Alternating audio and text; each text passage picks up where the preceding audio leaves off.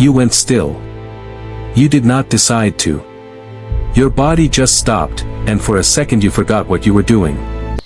There was a bird on the other side of the glass, and it was not looking at the window. It was looking at you. And the part you cannot explain is that it has happened before. Not once. More than once. With the same bird, or one that feels like the same bird, and every time it leaves you with a feeling you do not have a word for. Most people who experience this spend the rest of their lives wondering what it meant.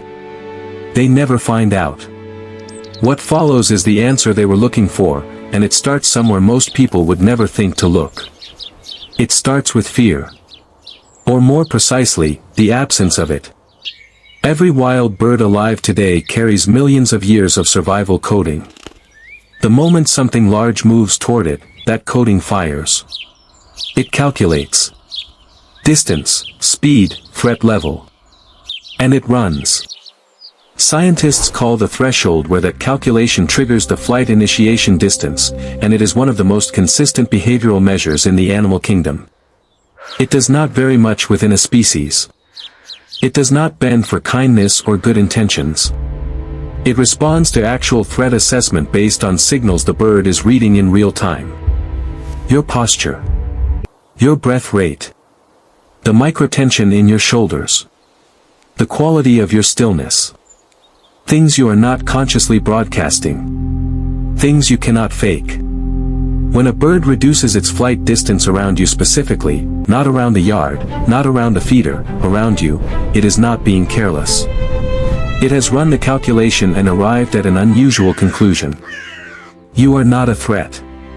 And not in the passive way most humans are not a threat. In an active way.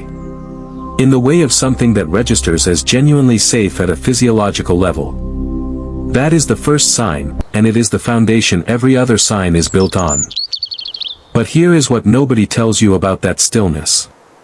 It is not where the story ends. It is where it begins. Because there is a second layer to what that bird is doing when it chooses to stay near you, and that layer involves something far more specific than calm. It involves recognition. And recognition in birds works in a way that should not be as surprising as it is. Certain birds can distinguish individual human faces. Not movement. Not size. Faces. Studies conducted with crows found they could identify a specific person from a crowd and respond differently to that person months, sometimes years, after a single significant encounter. But here is the part that changes everything. They do not just remember threatening faces. They remember safe ones. They remember the faces of people who created a specific quality of experience in their nervous system. And once a bird files your face as safe, it does not unfold that decision easily. If a bird has been returning to your specific presence repeatedly, you are already inside that file. Sweet. It knows your face.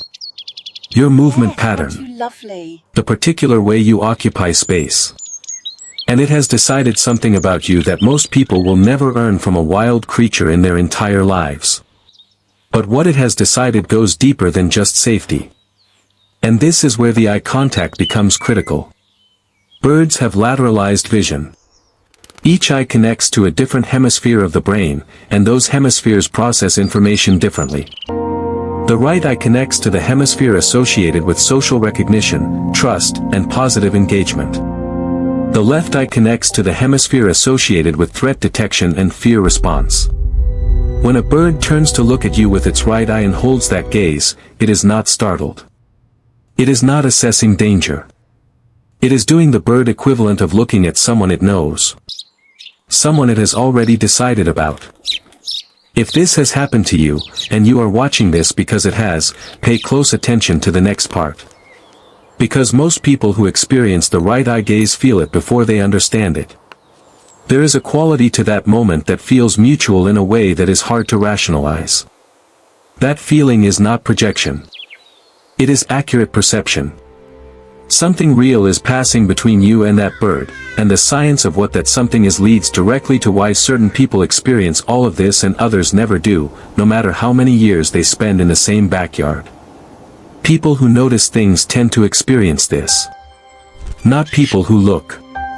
People who actually see. There is a difference, and birds can tell it from 30 feet away. If you are the kind of person who stops when something catches your attention instead of moving through it, who sits with an experience instead of filing it and walking away, who has a quality of inner quiet that most people around you probably do not fully understand, then you are exactly the kind of person this channel exists for. Because that quality, that specific way of being present, is the thread that runs through every sign we are about to cover. And once you see the full pattern, you will not be able to unsee it. The third sign is song, but not the kind of bird song most people think of. Territory songs are loud, broadcast, unfocused. They are announcements. But birds also produce what researchers call contact calls, quiet, soft, almost conversational vocalizations used between individuals who share a social bond. These are not songs for the world. They are sounds made specifically for something nearby that the bird trusts enough to communicate with directly. When a bird begins making contact calls near you, in your direction, in response to your movements, it has placed you inside its social circle. Not as an observer. As a participant. And the experience of that is distinct if you have felt it. It does not sound like a performance. It sounds like a response. Like something answering. Most people hear it once and dismiss it. The ones who hear it twice start to pay attention. The ones who keep experiencing it are the ones who end up here, looking for an explanation that matches what they already know on some level is real. Now here is where the pattern breaks. Because signs 1 through 3 follow a logic most people can accept even with a skeptical mind. Reduced flight distance, facial recognition, social vocalization. These are documented, measurable, scientifically grounded. But the fourth sign does not behave the way the first 3 do. And that is what makes it the one that tends to shake people most. The fourth sign is that the bird finds you. Not the location. You. You move to a different part of the yard and it follows. You sit in a new spot and it appears near that spot. You are inside and it lands on the closest point of the exterior to where you are sitting. This is not the behavior of an animal tracking a food source. Food sources do not move room to room. This is tracking behavior directed at a specific individual, and in the wild it is reserved for one category of relationship, members of the bird's own social group. The bird has extended its social map to include you. You are, in the framework of its lived experience, part of its community. That is not a metaphor. That is a behavioral classification it has made based on accumulated data about who you are in its presence. And what follows from that classification is the fifth sign, which is the one that has the most documented evidence and still somehow feels the most impossible to believe until it happens to you. Birds give gifts. Not all birds. Not randomly. Crows and magpies are the most documented, but the behavior appears across species in modified forms. Small objects, berries, nesting material, things with no survival value, left in specific locations associated with a specific person. Researchers who spent years feeding a crow population began finding small items near their regular feeding spots. Buttons, pieces of glass, a tiny rusted screw. The objects had no pattern except one. They were left by birds who had been shown consistent, calm, non-threatening presence over time. An offering from a bird is the behavioral equivalent of what it does with its own kind when establishing reciprocal trust. It is inclusion. It is the animal saying, in the only language it has, I recognize you as part of what I belong to.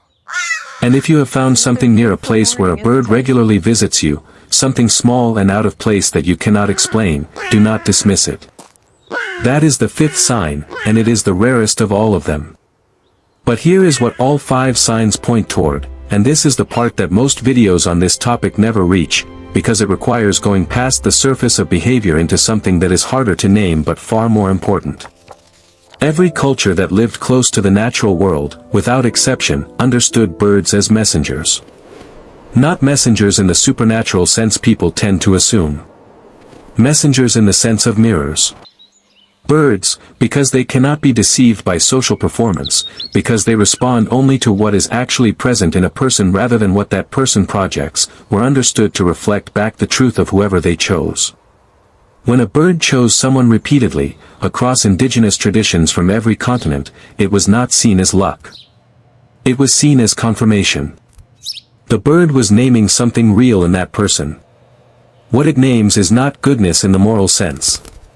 It is not spiritual advancement in any formal sense.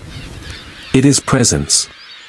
The quality of actually being in a moment rather than moving through it toward the next one. The capacity for genuine stillness, the kind that comes not from effort but from something that has been earned, usually through difficulty, usually through loss, usually through the specific kind of growth that only happens when something breaks and you have to decide who you are on the other side of it. The bird did not choose you because you are kind. There are kind people it ignores. It did not choose you because you are calm. Calm can be performed. It chose you because of something underneath the performance that it could read in the way you breathe, the way you hold your weight, the way your attention moves in space. It read the real version of you and made its decision based on that alone. This channel exists because that experience deserves a real explanation, and because the people who have it tend to be the exact people who have never fully been given language for what they carry. If any part of what you just heard matched something you already knew but could not articulate, what comes next goes even deeper. There are behavioral patterns between birds and specific humans that follow a logic so consistent it has shown up in every serious study of cross-species bonding ever conducted. An understanding that logic changes not just how you see birds, but how you understand the quality of attention you move through the world with. Subscribe so you do not miss it, because the next piece of this is the one that connects everything. Back to the bird at your window. It looked at you. Not at its reflection. Not at movement. At you. With its right eye. In the stillness of that moment, everything it had been reading about you across every visit, every quiet morning, every second you sat without needing anything from it, converged into that single-held gaze. And what it saw was not who you tell people you are. It saw who you actually are when no one is watching and nothing is required of you. That is the rarest version of a person. Most people never show it, not because they are hiding it deliberately, but because the world does not slow down long enough to let it surface. You apparently do. The bird knew before you did. The connection it was telling you about is not mystical in the way people want to believe. It is more grounded than that, and in some ways more significant. It is the confirmation that beneath everything you carry, beneath the noise and the roles and the accumulated weight of being a person in the world, there is something in you that a wild creature, wired entirely for survival, with no reason to be generous and every instinct trained toward self-protection, chose to trust. You cannot buy that. You cannot perform your way into it. It either happens or it does not. It happened to you.